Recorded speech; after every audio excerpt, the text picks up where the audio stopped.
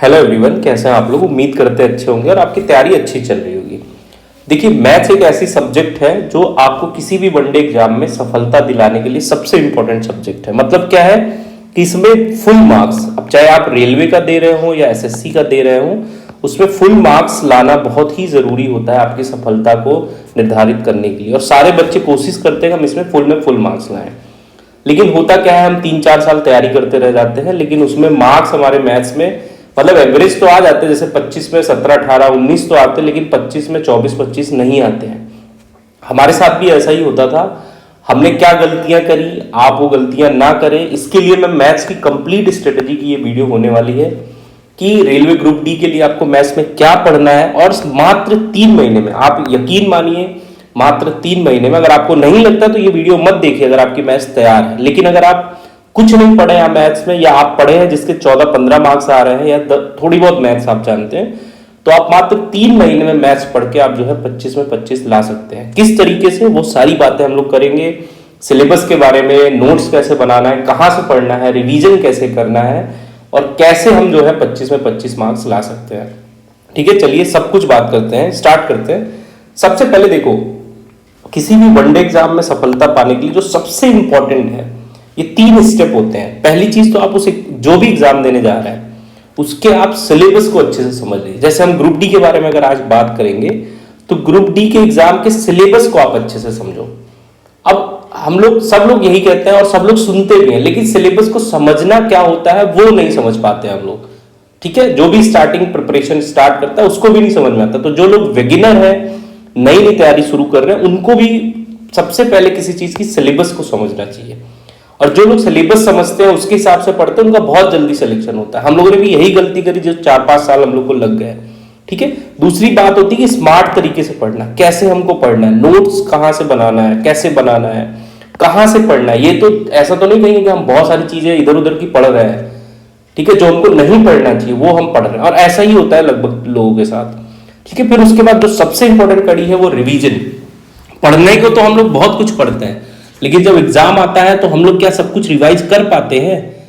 और जितनी भी चीजें आपने पढ़ी, अगर वही आप रिवाइज करके जाइए तब भी आपका एग्जाम बहुत अच्छा होगा। ठीक है, तो रिवीजन की भी स्ट्रेटेजी आपके पास होनी चाहिए। ठीक है, स्टार्ट करते हैं। सबसे पहले हम लोग देखेंगे कि सिलेबस के साथ आप जो है टॉपिक वाइज वेटेज भी देखिए कि किसका कितना आता है। तो एक मोटा मोटा अगर हम बात करें मैथ्स में, तो ग्रुप डी की मैथ्स में 14 से 15 चैप्टर है मोटे मोटे। और ये 2023 के जो है पेपर के अकॉर्डिंग मैंने ये बनाया है। इसकी पीडीएफ मैं आपको भेज दूंगा, इसको आप निकाल के अपनी बोर्ड पे चिपका लीजिएगा, जहां भी पढ़ते हैं, लाइब्रेरी में पढ़ते हैं, घर पे पढ़ते हैं, कहीं भी पढ़ते हैं। इसमें देखने वाली बात है कि नंबर सिस्टम से आप देखेंगे 6 क्वेश्चन हर शिफ्ट में आया था। तो मतलब क्या है कि जो संख्या पद्धति वाला चैप्टर है वो बहुत ही इंपॉर्टेंट चैप्टर है। दूसरा टाइम स्पीड एंड डिस्टेंस, समय गति एवं दूरी, इससे 4 क्वेश्चन आए थे। ऐसे ही ratio proportion, time and work, mensuration, इतने सारे चैप्टर आपके हैं, कुल मिला के 14 से 15। लेकिन देखिए, देखने वाली चीज क्या है, अब हम लोग की क्या, सबकी यही हैबिट होती है, जो प्रीवियस ईयर में ज्यादा क्वेश्चन जहां से आए उसको हम ज्यादा पढ़ते हैं, लेकिन जहां से क्वेश्चन कम आए हैं उसको हम कम पढ़ते हैं। ये चीज अच्छी भी है, पढ़ना भी चाहिए। हो सकता है वही चीज रिपीट हो, और मतलब ज्यादातर चीजों में रिपीट हो, लेकिन ये सारी चीजें जो चैप्टर है इसको आपको ग्रुप डी के लिए छोड़ना कतई नहीं है। इसको भी अच्छे, कुछ लोग होते क्या है कि वो 3 ही चैप्टर पढ़ेंगे, भाई 6, 4, 10 या 14 नंबर तो मेरे यहीं से बन जाएंगे। और होता क्या है एग्जाम में उस साल, होता है कि आपको कहीं और चैप्टर से ज्यादा क्वेश्चन पूछ लिए। तो आपको छोड़ना नहीं है, लेकिन जो मेजर टॉपिक है उनको आपको पहले कवर करना है। ठीक है, तो ये सिलेबस, और जो हम लोग कहते हैं ना कि सिलेबस को अच्छे से जानना है, तो सिलेबस को जानने के लिए पहले लोग क्या करते थे, पहले सिलेबस को देखते थे, फिर वो लोग प्रीवियस ईयर लगाते थे, फिर प्रीवियस ईयर से खुद क्वेश्चंस नोट करते थे।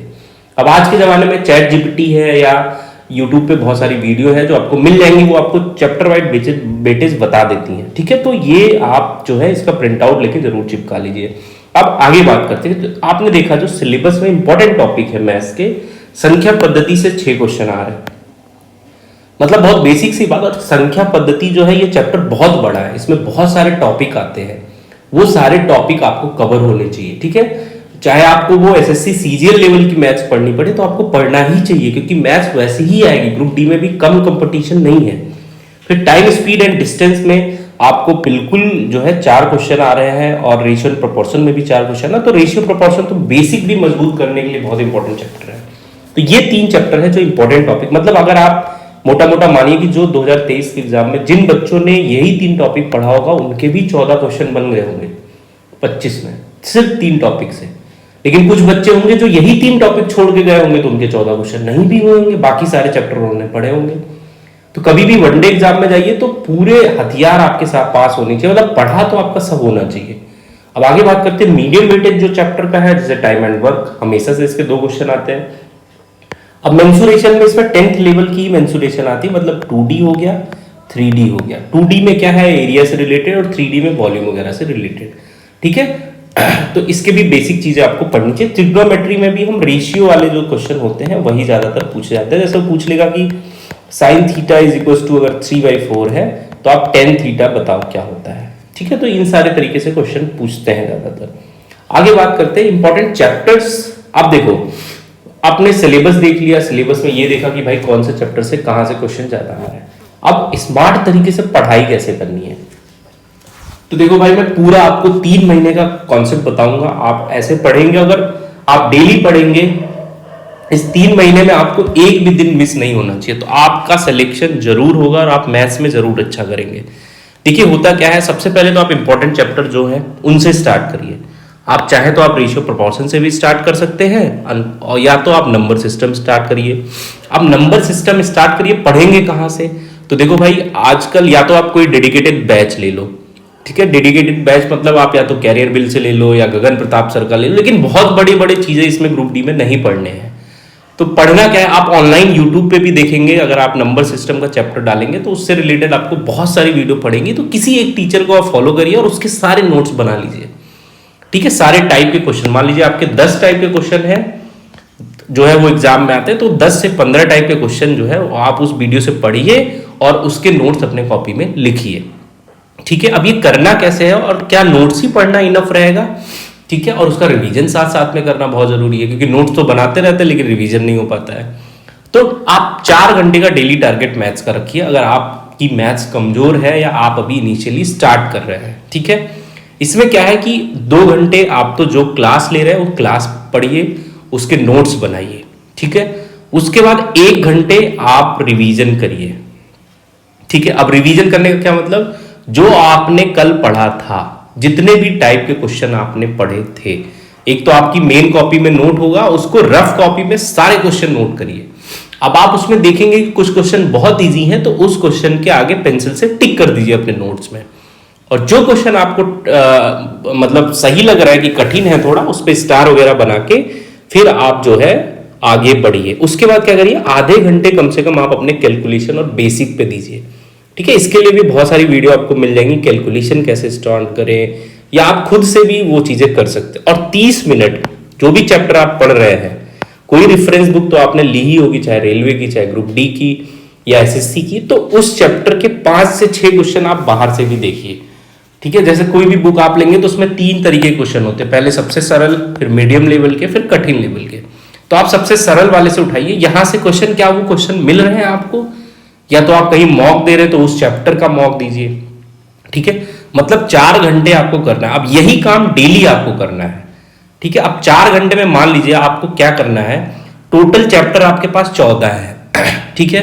और 4 घंटे अगर आप देंगे तो, और एक चैप्टर को आप 4 दिन दीजिए, मतलब 4 दिन का मतलब 16 घंटे आप देंगे। अब देखिए 2 घंटे की क्लास में अगर आप 30 क्वेश्चन या 35 क्वेश्चन रोज नोट डाउन करते हैं तो 4 दिन में आप कर लेंगे 120 क्वेश्चन।